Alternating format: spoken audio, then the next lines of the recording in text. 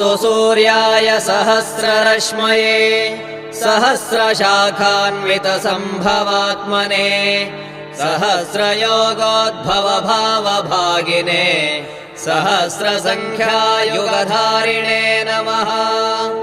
यन्मण्डलम् दीप्तिकरम् विशालम् रत्नप्रभम् तीव्रमनादिरूपम् दारिद्र्यदुःखक्षयकारणम् च पुनातु माम् तत्सवितुर्वरेण्यम्।